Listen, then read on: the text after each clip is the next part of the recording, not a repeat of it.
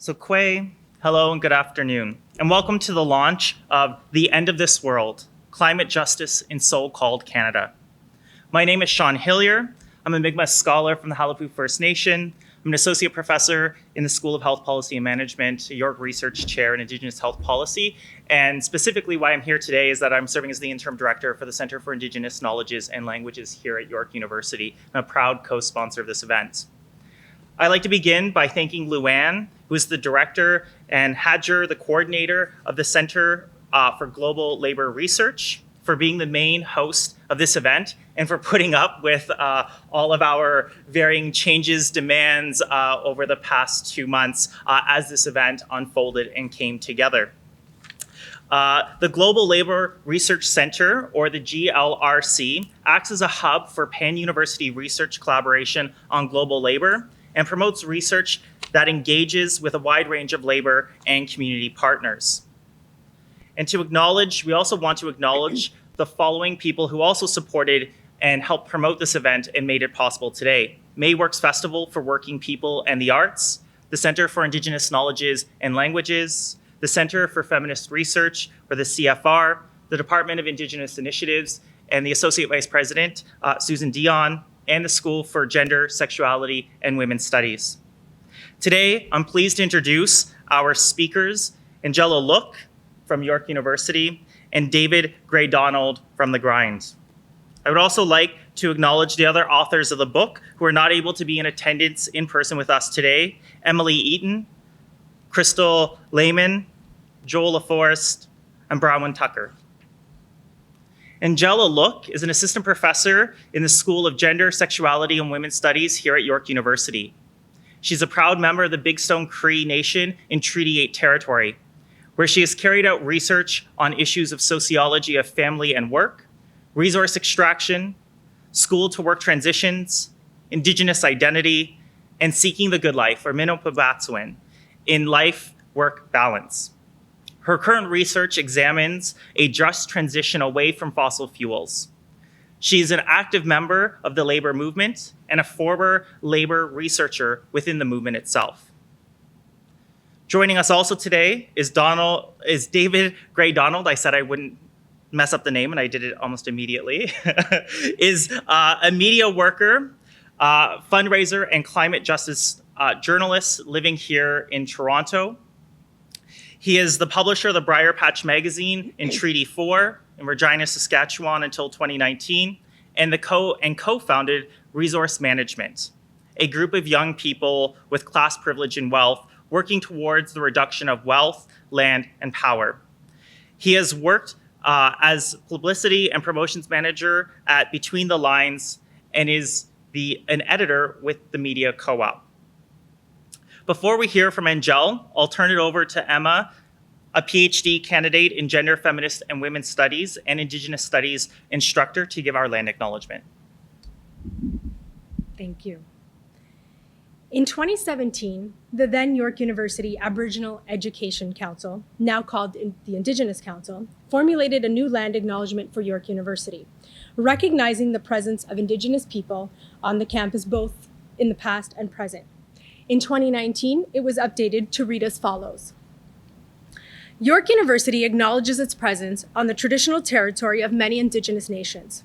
The area known as Takaranto has been caretaken by the Anishinaabe Nation, the Haudenosaunee Confederacy, and the Huron-Wendat. It is now home to many First Nation, Inuit, and Métis communities. We acknowledge the current treaty holders, the Mississaugas of the Credit First Nation. This territory is subject of the Dish with One Spoon Wampum Belt Covenant, an agreement to peaceably share and care for the Great Lakes region. With that, I'd like to add that as a settler educator, reading the land acknowledgement is significant to contextualizing Indigenous people in the present and ensuring that non-Indigenous people recognize the fact that we are on Indigenous lands. In my role as a settler educator, I take my lead from Indigenous people. My responsibilities are to dismantle the taken for granted assumptions of Canada, while expanding on the negative impact and experiences of colonialism for Indigenous people, especially within the Academy. My goals as a settler educator within the Academy, especially when teaching various courses, working on decolonial projects, publications, and sitting on Indigenous-focused hiring committees are to align with Indigenous community members to A, evoke inclusionary spaces, B, allow for the creation and reception of equity practices for Indigenous staff, faculty, and students, and C, allow for the expression of the existence of Indigenous and gender-based violence and discrimination within academic spaces without having it be dismissed as angry and or emotional. Finally, this is significant because Indigenous people cannot continue to do all the work to decolonize. Decolonial work as a settler educator will also create educational disruptions for non-Indigenous people and provide non-Indigenous learners a space to unpack and relearn about colonial history. This will allow for an analysis of the evolution of legislations, terminology, and practices that continue to perpetuate mechanisms of control and eradication against Indigenous people, which will ultimately dismantle and decolonize institutional structures, especially within the academy. Thank you. Excellent. Thank you, Emma. And so with that, I will welcome Angele and David to the stage to undertake the start of the reading. As they make their way to the stage, I'm going to note some housekeeping, so feel free to come up while I talk as you get ready. We will be, if we have time at the end, we will take some audience questions and answers, so feel free to prep those. And if you don't have an opportunity to ask those during the actual event itself, we will be doing a book signing just to our left here at the end of the remarks today. If you haven't purchased a book, you can do so from the bookstore and support the authors of this fantastic book. We still have lots of food, so feel free to get up, help yourselves to food throughout the event, as well as if you're looking for washrooms, they're going to be out the door to the right and to the right again if you need those. And with that said, I will invite Angele to start us off with a short reading. Hello, Danse. Ginanaskam Dinauga Bidatinuta. Thank you everyone for coming here today. I'm going to read from the first chapter, and I'm going to start off with a personal narrative, which we inserted in the book, written by me, on hope for sovereignty and good livelihoods. I begin my story in a painful place in order to come to a hopeful place for my people and the land. On May 8th, 2012, I woke up crying at my father's house on Big Stone Cree Nation 166D. I went outside and sat in a clearing in the bushes behind the house where my father had arranged a circle of log stumps. Sitting on one of the stumps, I stared up at the poplar trees and listened to the birds singing, mostly chickadees doing their morning song among a symphony of little birds chirping. I had lost my brother the day before. He had went out duck hunting and never came home. He died in a truck accident along a road owned by a forestry company along a narrow path above a creek. He had gone out hunting with a cousin, and they were rushing home because they had to work early the next day out in the oil patch. Sitting out there, I thought of my brother's final moments in the early hours of the morning, dying near a creek on the land. He died a hunter. Listening to the birds sing that morning song made me angry. I prayed and I cried, and I asked my Creator why these birds should live and have life while my brother could no longer have life. In my spirit, it seemed so unfair. Years later, as I asked questions about a just transition, I reflect on the sociological aspects of the loss of my brother.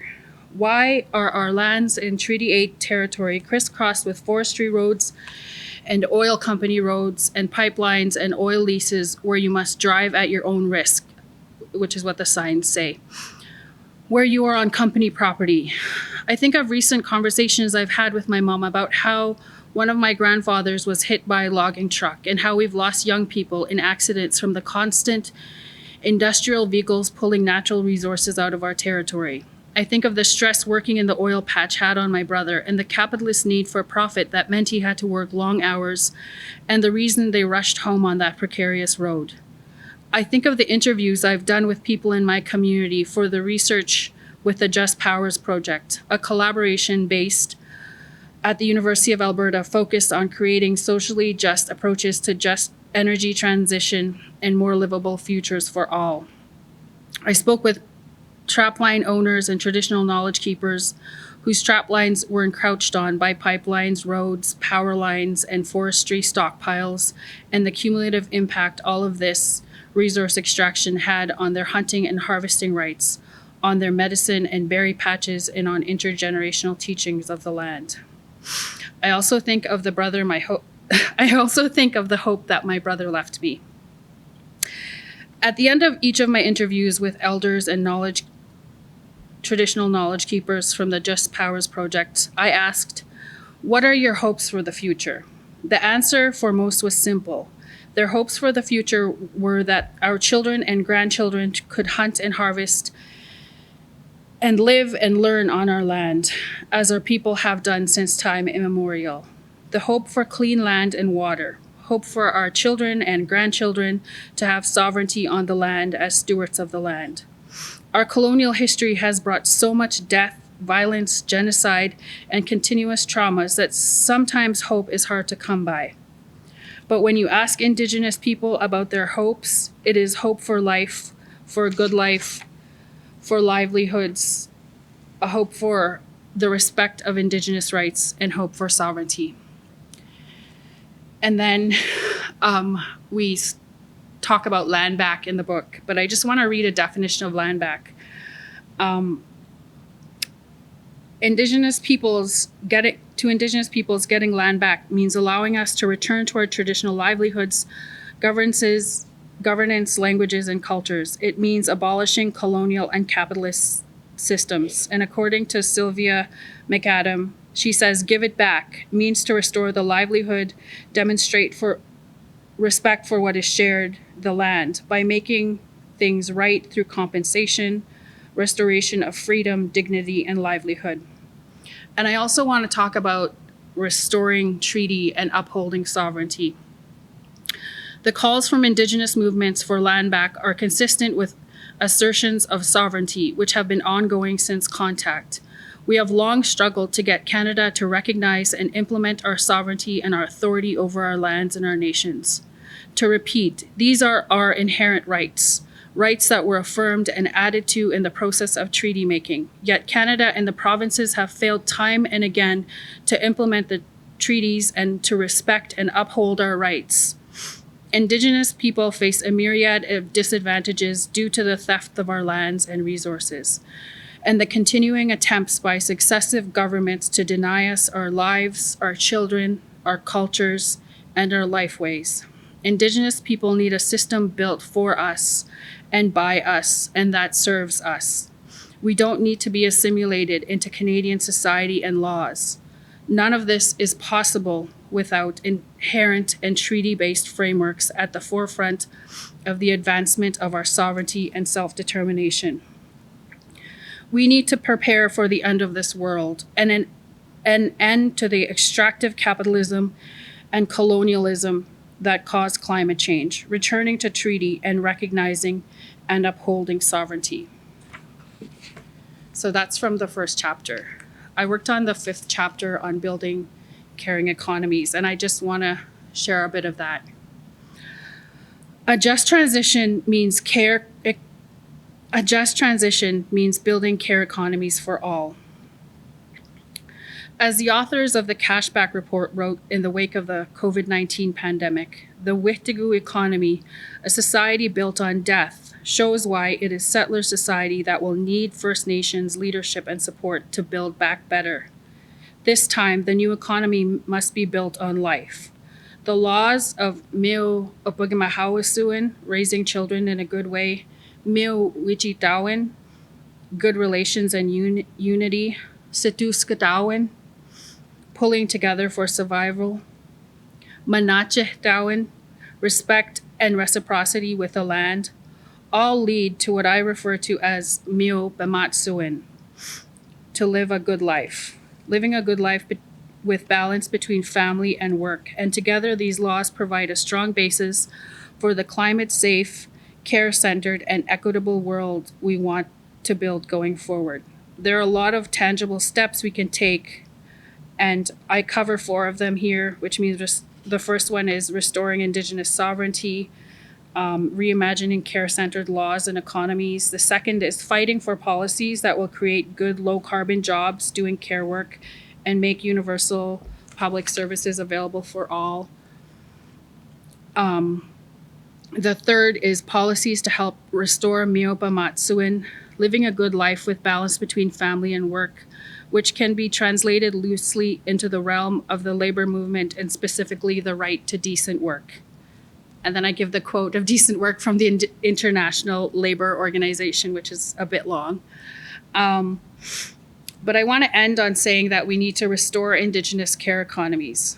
A capitalist colonial economy has caused Indigenous societies to go from economic systems of caring, sharing, respect, and reciprocity with the land, where responsibility to the collective provided well-being from cradle to grave, to a colonial system that displaced Indigenous people from their lands and pushed them into economies of poverty and dependency with only enough funding from the government to keep them alive. Working to restore Miopa Matsuin will destroy a capitalist colonial economy that is based on a death drive of Indigenous peoples, which, as Sean reminded me, today is International Women's Day, and part of this death drive is, the fact that we have murdered, missing Indigenous women and girls and boys and Two-Spirit people. And so we need to restore ethical Indigenous economies that are adapted to our present realities. So I'll end there. Thank you. Excellent. So thank you, Angele, for those beautiful selections out of the book and reading those. And as you mentioned International Women's Day, I was writing it down just as a note of the power of having you speak, but also a book that has been curated by a majority of women and the role that our women play in being water protectors and our land defenders and how they are at the forefront of so much of the environmental movements, both domestically and internationally. And that it's really powerful and beautiful to hear you speak to us today on this specific day.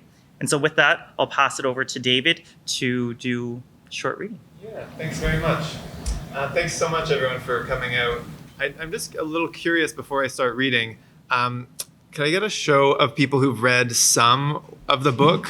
Or, yeah, who has read some of the book? A few people. And am I to assume most people have not read much of it? Okay, so to give a little bit of context, the book tries to build a narrative around a just transition in Canada, so-called Canada. And we do that through a number of different ways.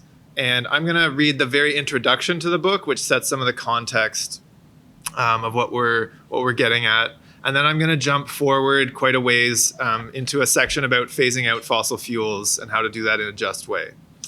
So this is the very introduction of the book. In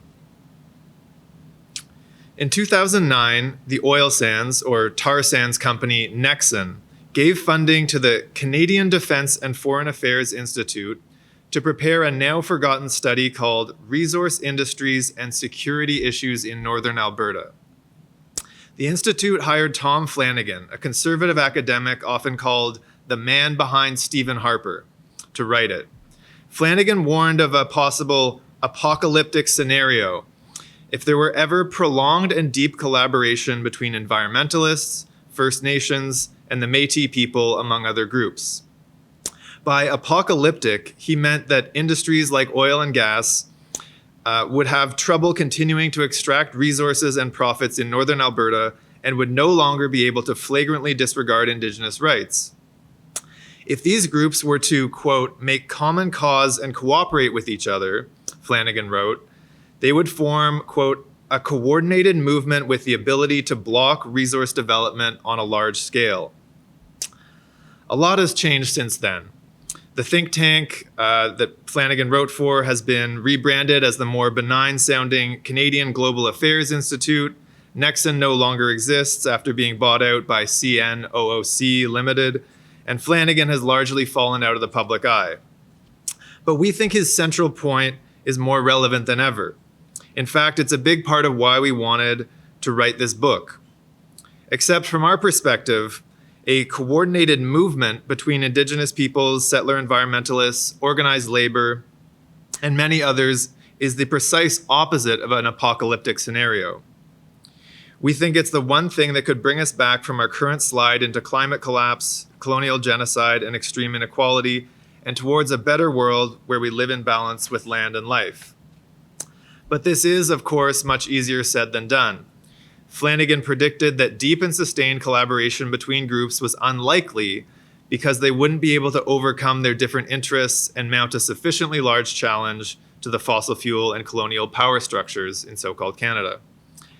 Despite recent inspiring moments of solidarity, from I Don't Know More to Quebec and East Coast coalitions to Stop Energy East and Alton Gas, to cross-country Wet'suwet'en solidarity blockades to stop the Coastal GasLink pipeline, Flanagan has unfortunately largely been correct on this point.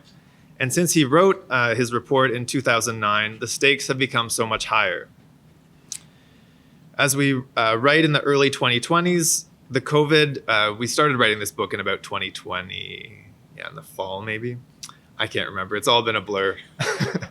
The COVID-19 pandemic has facilitated a growth in wealth estimated at $78 billion for the 47 billionaires in Canada, while 5.5 million Canadian workers have been thrown out of their jobs, and the oil and gas industry is securing plans to expand its production this decade more than any other country other than the United States.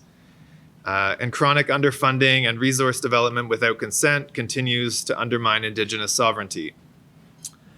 One reason a sufficiently powerful and coordinated movement hasn't emerged to counter these threats is the targeted efforts from politicians and the oil and gas industry to stop one from emerging. I'm going to jump a little bit here. We go over a bit how the Canadian government and RCMP, CSIS, the spy agency, they've all worked to undermine these sorts of movements. And the three sort of, all the major parties in Canadian politics have undermined these sorts of movements. And then we get to a point here where we write, but beyond government's efforts to maintain the status quo, a key reason cross-movement collaboration has been limited is that potential allies have not managed to go much beyond a narrow common cause, saying no to harmful resource development. To transform away from economies built on destruction and death, we need to say yes to much more together. We need a shared vision for a future that is just, where Indigenous and other rights are respected, where everyone has their basic needs met, and where our economies operate in a respectful relationship with nature. In this book, we call this a just transition. I'm going to jump over to chapter 3, which is called A Just Fossil Fuel Phase Out. And I'll just read a couple paragraphs from a section called Shared Jurisdiction and Dual Governance. Let's not fool ourselves that government ownership of the oil industry, which is what we talk about in the previous section to what I'm reading, would be itself sufficient to phase out fossil fuels and do it in good ways. We live in a context of powerful colonial governments looking to generate revenue for themselves, ideally without raising taxes, that have shown almost no ability to respect Indigenous sovereignty. Oil operations being run by colonial governments like the provinces or Canada could be just as bad violators of Indigenous rights as the private companies. A just version of nationalization or socialization or public ownership would require, at the least, shared control of the fossil fuel industry between Indigenous peoples and settlers. This may seem difficult to imagine because the history and present of Canada is one of denial of Indigenous sovereignty and Indigenous rights.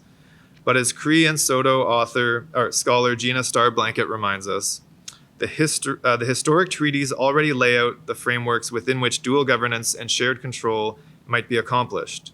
Quote, far from a sale of land, Star-Blanket writes, treaties are regarded by Indigenous peoples as land use frameworks, which generally involve the establishment of separate governments and jurisdictions in distinct places and dual governance and jurisdiction in shared spaces and matters of mutual concern. We can use these frameworks to propose bold new initiatives and respectful land uses. And I will end it there, actually. Thank you so so much, David.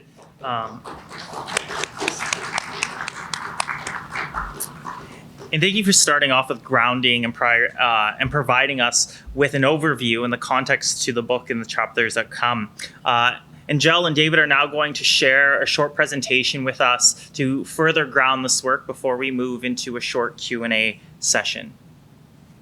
Okay, so one of the things we do is, we don't want to just talk about treaty and having good relations in a theoretical, abstract way. We actually set out principles for reaching a just transition. And so these are the principles that we came to working as a group. So the first is we need to assert Indigenous sovereignty here and abroad. And as we both discussed, that means returning to Indigenous laws, Indigenous understandings of treaty, and sharing the land. Follow a fair and safe pathway to limit global heating to 1.5 degrees Celsius, which comes from the Paris Agreement, but that's not working. So that's why we, suggest ways to phase out fossil fuel and actually follow those international agreements. Make polluters and the wealthy pay their fair share. We know during the pandemic, oil companies made more than ever, and grocery stores are now making more than ever. And so, the wealth should be redistributed to everyone in society. I kind of discussed this one, Miupamatsuin, building meaningful and decent work in a caring economy. But I just want to read a bit of what I mean by that. It means recognizing the immense economic value of women's unpaid work, paid care jobs in the public sector like healthcare and human services, and jobs in education that support future generations. So taking into consideration, both those jobs in the private industry and public industry and how they contribute to our economies. Globally equitable, with Canada doing its fair share. As many of you might know, Canada is one of the largest owners of mining companies around the world, and we are also one of the largest emitters of carbon. So Canada needs to do its fair share. And finally, the last one is Satuskatawin, rooted in solidarity, which I think David kind of got at. Satuskatawin is a Cree law that means coming together and mutual support, pulling together for survival. And this means a just transition must also transform inequities based on race, class, gender, immigration status, sexuality, disability, and other oppressions stemming from capitalism, colonialism. It means nothing about us without us. And I think the authors of this book really showed how we can pull together because we all came from different movements to come up with these solutions. Next slide. Okay, so just to get a bit more into what this would look like, a key part of a just transition is keeping oil and gas in the ground. Fossil fuels are the main driver of climate, of global heating. About 80% of emissions come from fossil fuels. So winding down existing operations and ensuring polluters pay their fair share of cleanup. There's huge liabilities in the tailing, like the oil sands tailings, abandoned and orphan wells of conventional oil operations, billions of dollars to be paid there. A lot of work to be done. Upholding Indigenous sovereignty, including land rights, but also space for nations to revitalize and reclaim livelihoods, governance, languages, and cultures. For example, one of our co-authors, Crystal Lehman, works with Beaver Lake Cree Nation, does a lot of work revitalizing the, especially like the fishery on the nation, on the traditional lands, like doing monitoring of the fishery and fish catches and community sort of preparing the fish to store it to eat later. Building caring economy with public health care, education, seniors care, and daycare for all. Basically, like what Angele was talking about, and looking out for everyone. Funding public and community-owned renewables, green, affordable housing, and transit. So not just private solutions for the rich, but public, community-owned solutions for everyone. And yeah, paying Canada's fair share of international climate debts, holding Canadian corporations accountable. Angele touched on that. So I think that's it for that part of the presentation. And yeah, I think you have some questions for us. I do. So we'll move to some facilitated Q&A from myself, and then if we have some time, which I hope we will, then we'll come out to the audience if any of you have questions. But I really want to start by prefacing these questions by saying that there is something in this book for everybody.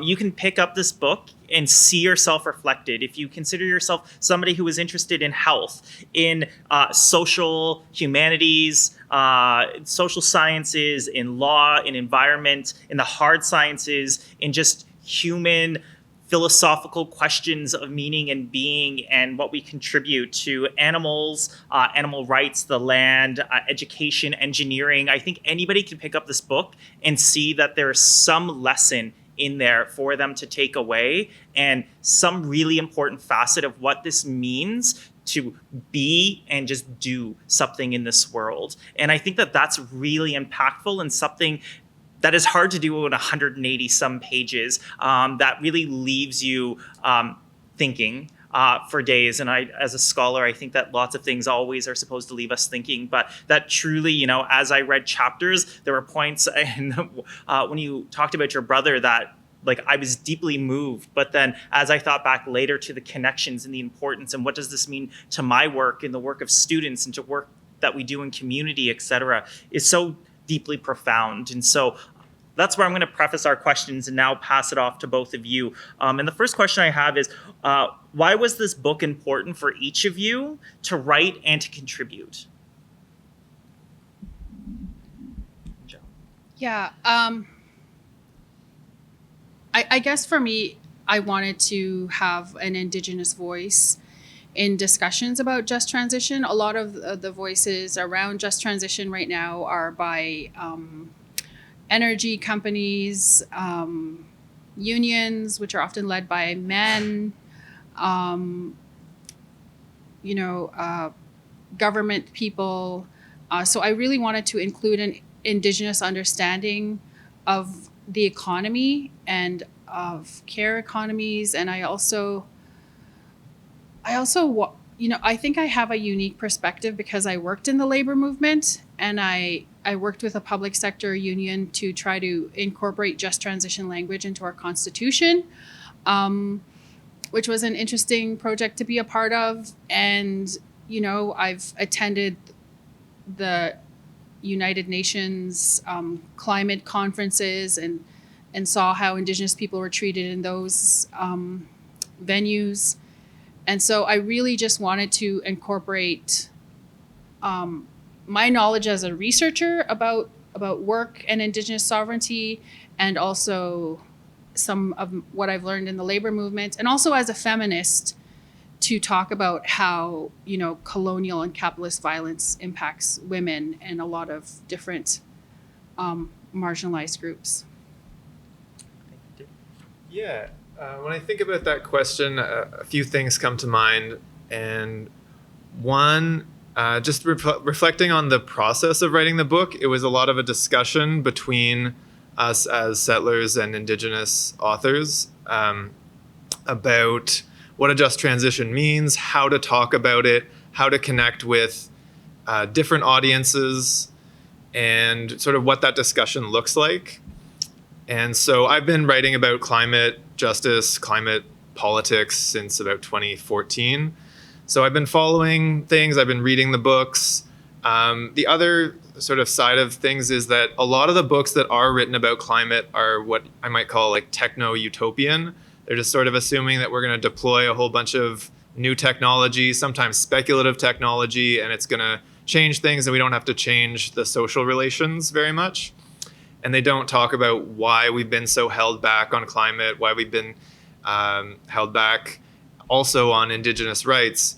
And the two are very connected, and the social issues are very connected. And I was seeing that again and again in my journalism, whether it was reporting on pipeline conflicts or giant new mines, or whether I was going to the Global Petroleum Show in Calgary in 2018, just again and again seeing the same sort of narratives coming out. And we wanted to provide a sort of counter narrative to these sort of techno-utopian ideas of climate solutions. And then just on another personal level, I think about my nieces. I don't have kids, but just the future generations and what kind of country or communities we're going to live in. And we need to keep writing about what we want to see. And there are a number of climate books, but I don't think there's quite a climate justice book in Canada like this one. So we wanted to just bring it into being. And that kept us going. We met every Friday for like a year and a half.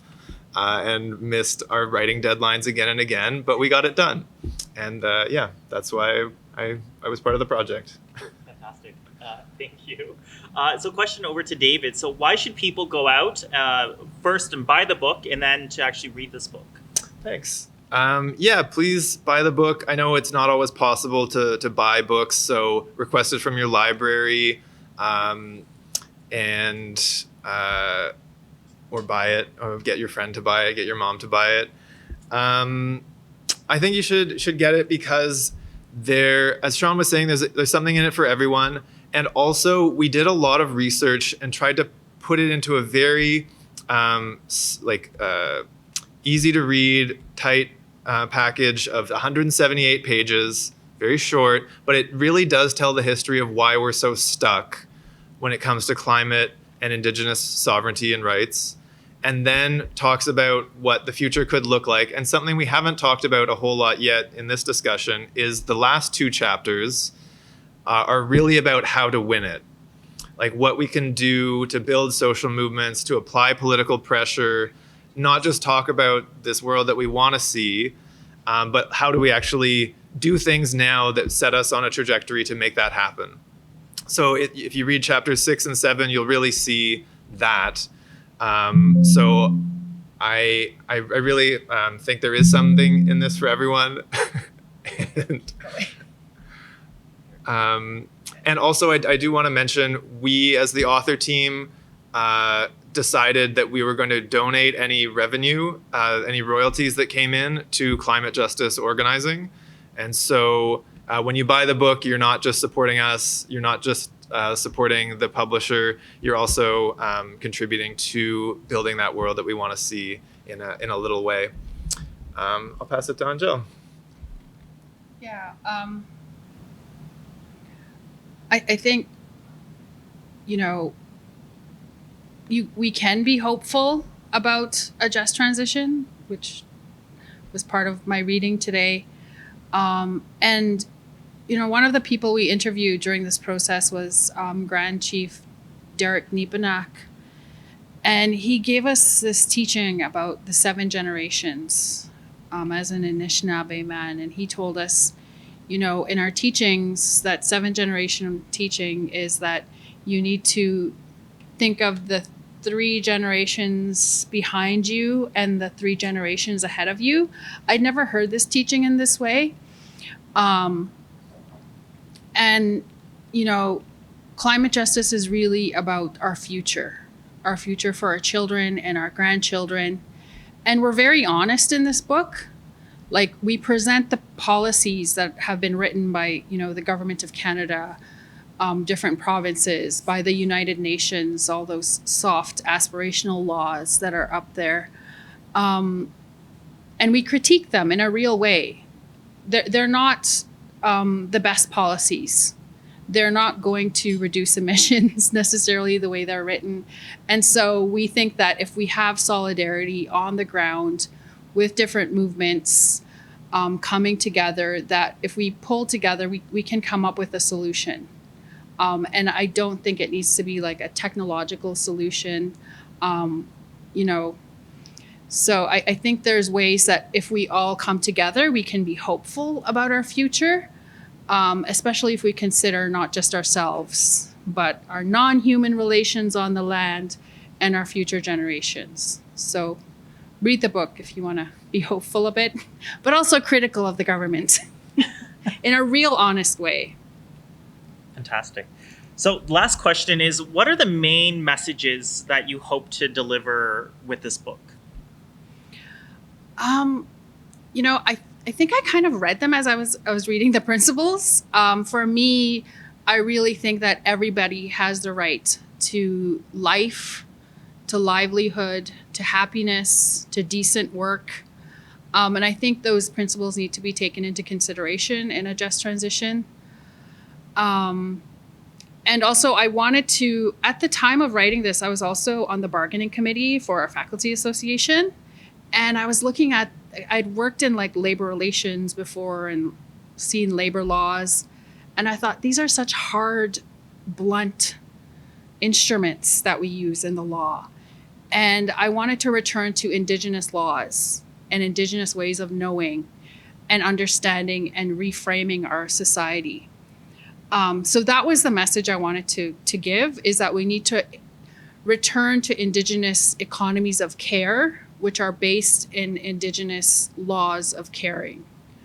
And I used Cree laws, but I guarantee you there's Haudenosaunee laws of caring and reciprocity. There's Anishinaabe laws in this way. So seek out the laws in your territory of the Indigenous people that you live among. I think I'll try and encapsulate two messages in addition to what Angele was saying. One is to not trust the oil and gas industry, not wait for the government to just act, and don't wait to vote in just a better government, because the oil and gas industry has so captured all levels of government across the country, especially in Saskatchewan, Alberta, and BC. And so that leads to the second key message, which is we quoted a longtime organizer who's actually based in Toronto, Hassan. And Hassan wrote an article a few years ago that was basically just saying, join organizations. You as one individual, very hard to do much. The government just tells you vote once every 4 years, and that's your civic engagement. But if you join organizations, if you start meeting other people, talking to other people, organizing things, I'm not sure. You'll have to inform me. Was there any protest here a few weeks ago in regards to like the climate strike and RBC and stuff? I know. Okay, very cool. So there is stuff happening on campus already, and there's stuff happening off campus. And so once you start getting involved, meeting people, having those conversations, that turns into something. And you're not just alone with your feelings. You can be with your feelings with other people. So that's a key message from the later chapters in the book that we didn't get a ton into today, but I really do encourage you to read that and read a lot of the literature about building movements. Fantastic. Thank you. So we do have some time for audience Q&A, and I'm going to carry around these heavy microphones, one for the folks online and one for you folks. Are there any questions from folks in the room before I start rhyming off lots of notes that I was taking? Yeah. Bring these mics around. It's like you're going to be interviewed by multiple microphones.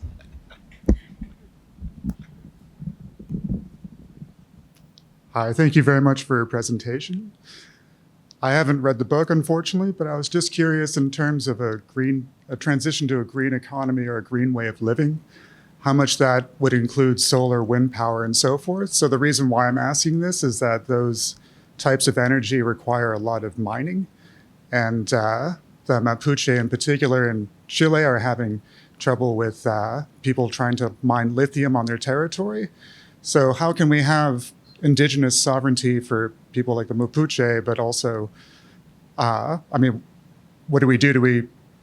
Is there some other kind of green energy that we can have that doesn't involve extractivism? Thank you.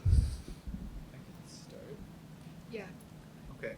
Yeah, great question. I'm reminded of a study and I'll have to pull up the person's name, but there was a study recently about the amount of mining. Well, I'll cite two studies, but the amount of mining it would take to have a green transition, a just transition.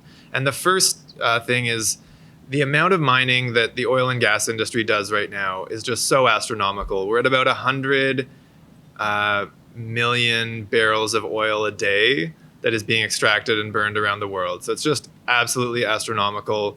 The mining is significant. That would be needed for if we were to just replace everything right now with electric cars and solar panels and all that. The amount of mining is very significant, but much less than the oil and gas industry. And now the second sort of figure is that if we just replaced everything, all the cars, everything with lithium batteries and renewable electricity, that would take a lot of mining. But if we moved more towards public transit, e-bikes, you can imagine how much less metal and battery is required in an e-bike than a bike, or than a e-bike than a car or a truck. That there's a wide range of how much mining is required depending on the type of transition we do. So in the book, we talk a lot about public goods, public transit, more livable cities where we're not commuting all over the place, many hours a day.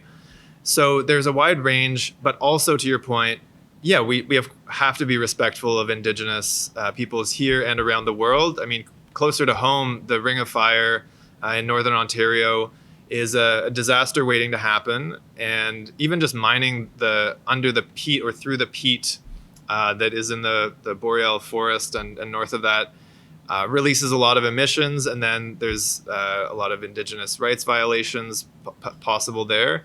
So I think that the approach has to be reduce energy use significantly, and where necessary, where we need to electrify and all of that, to do it in line with Indigenous rights. And that requires Indigenous peoples being there from the very beginning, or even leading that sort of process. I think there's international companies in Chile that are directing how the mining's happening, and obviously should not be the way things go. And maybe you could speak a bit more to that.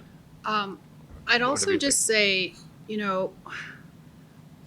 one thing that I've realized, part of my research was funded through the Future Energy Systems project, which was a $75 million project through the University of Alberta and the Faculty of Engineering. And so I got to sit in some conferences where engineering, graduate students and professors and researchers were presenting solutions to all of these technologies, making bitumen production use less water, finding more sustainable ways for solar panels, and also, how each region of the world has access to different types of renewable energy depending on where you're living. So where you're at, it might be better for geothermal, it might be better for solar, it might be better for wind.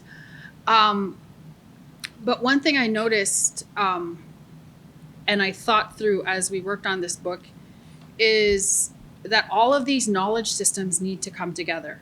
Like one elder I spoke to in my research said, we need to have Indigenous knowledge here and Western knowledge here and bring those together. And it's in that center part where we bring those circled together where we'll find a solution.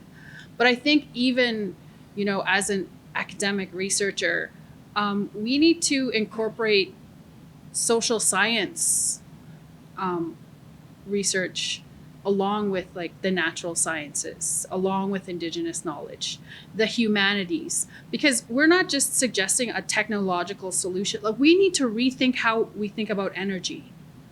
How much energy do we spend on our phones? How much energy do we spend walking? We need to establish a new relationship with energy.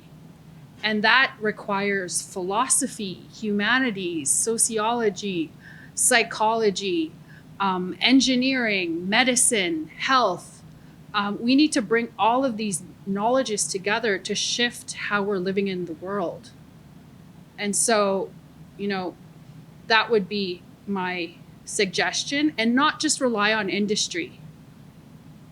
Just because they have money doesn't mean they have the best ideas, because their ideas are all drawn to be profit driven. Their best ideas are to extract more, exploit the land more, exploit Indigenous rights, destroy our livelihoods and destroy the land, and build profits for a very small few people. Those aren't the best ideas in the room. We have better ideas that come from various knowledges. That's what I would say. Thank you for that question. I'm going to go over to our friend from social work with a question for the panel. Yeah, for this work. Thank you. I have not had a chance to read. However, the very definition or the disruption that you do with bringing in a definition of land back, I'm like, oh, this is going to be important. But my question is about relationship. And I think of two pieces that I really resonate with. First, Lynn Davis's work on alliances from 2010. The introduction was written by Leanne Simpson. And she talks about how Indigenous movements, Indigenous rights, land back, not labeled that at that point, and environmental organizing sometimes don't come together because the foundational desire is distinctly different. And I also think of Australian settler scholar Sarah Madison's work, where she talks about the idea that there will be no policy change, there'll be no way to create policy that will solve the Black Australian problem because white Australia is the problem, right? And hearing you two speak, in even just flipping through the book, it seems at first glance that you've been able to unravel some of those colonial things that have held communities apart, environmental networking with Indigenous solidarity. And if this is the case, it is going to really inspire and create spaces of relationship and solidarity for real. And if that gift has been started, I'm asking, can you share how that work was done so that Indigenous voice, Indigenous worldview, the very teachings, Angele, you spoke to, the grounding was heard and respected, but not in a tokenistic way. It doesn't sound like it was tokenistic. It sounded like it had been heart worked. So I'm just impressed by that. And I would love to hear, how do we build relationships? We talk about this, and people who know me know I hate the word reconciliation because I think it's dead and there's nothing to return to. But it sounds like you found ways to build relation. And I'm always wanting to hear how that's done. So Nyawa.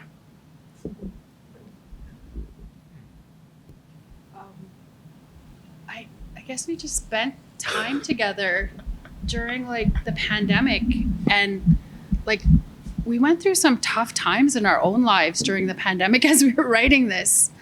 And there would be times when we were writing and editing, especially I would say to Bronwyn, she would help edit what I was writing or move things around. And so David was an amazing editor and writing support. And I would tell Bronwyn, oh, Bronwyn, you have my heart. Everything you're saying is what I'm feeling and thinking. Every time she would write something, I would think, oh my goodness, this, we are relations. You have my heart in this. And I really struggled to write parts of the first chapter and the fifth chapter. And David really helped rework some of that to make it more readable, because as Indigenous people, we like to tell stories and stories and stories, and we had to make it readable at some point.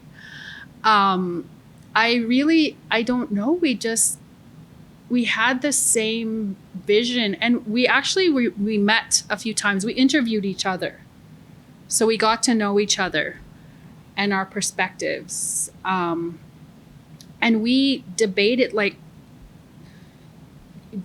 and discussed words like reconciliation and decolonization and public ownership, and even the concept of just transition. And then even Crystal and I, who's a Nihio woman, we would agree and disagree on some of the Cree concepts and laws, and talk about the different teachings and understandings we had from our communities with these Indigenous knowledges. And so we just spent time discussing these things. I really don't know how to, because we all want a better future. We don't want to burn on the earth. I think we want a better future for ourselves and everybody else. I don't know, David, if you want to add to that. Sure. I'll try and add a couple things. I think there have been a lot. We mentioned it in the book that there's been a lot of issues in the climate justice movement where Indigenous peoples and sort of settler NGOs won't get along, and then coalitions will fall apart and campaigns will not happen. And this has happened again and again and again, still happening. And a large part of it is like white people being clueless or racist or whatever. And it's very bad. It's been bad for a long time. And so we knew that going into writing the book, and we wanted to make space to at least acknowledge it and really center Indigenous voices. And as Angele said, she's like had a really unique experience of working in the labor movement, like a very white, but also like, I mean, AUP, it's AUP, right? Yeah. Has like a lot of like Filipino women members, but not executives probably. Yeah.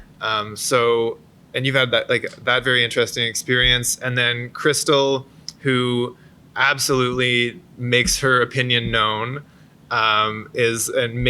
really made sure that we weren't getting things wrong in the book. I think that really helped.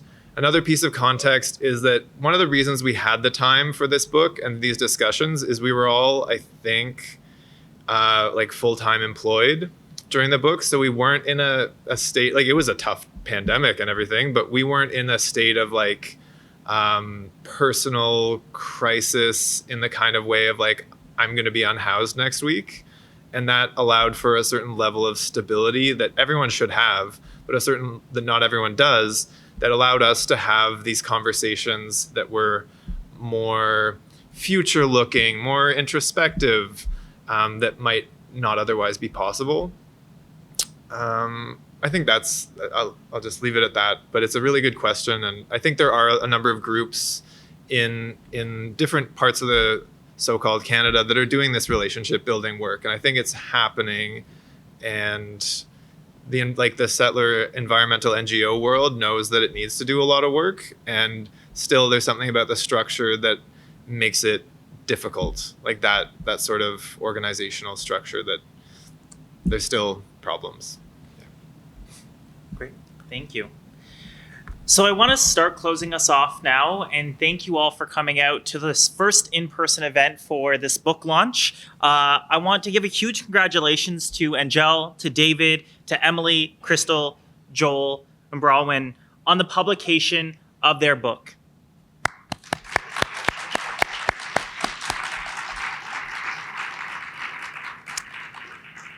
A huge thank you to both of you for coming today, being in person with us, sharing your experiences and your excerpts from the book.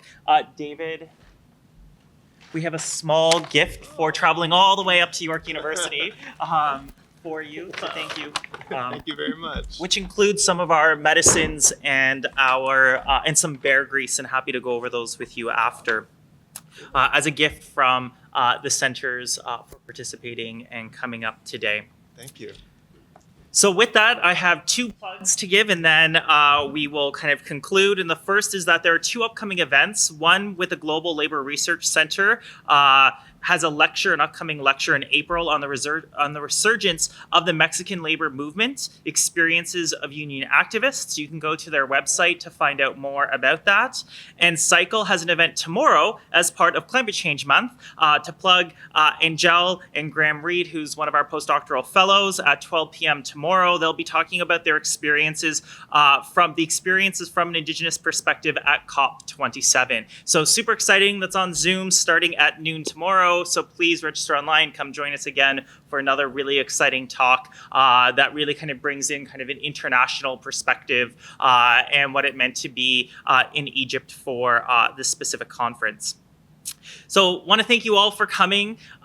Please enjoy the food that is provided. Angele and David will be off to the left of the stage here doing a book signing. So please go purchase a book and then come over, get it signed, ask some questions, and we look forward to mingling. And once again, thank you all so much for coming out. And thank you to both of you. Thank you.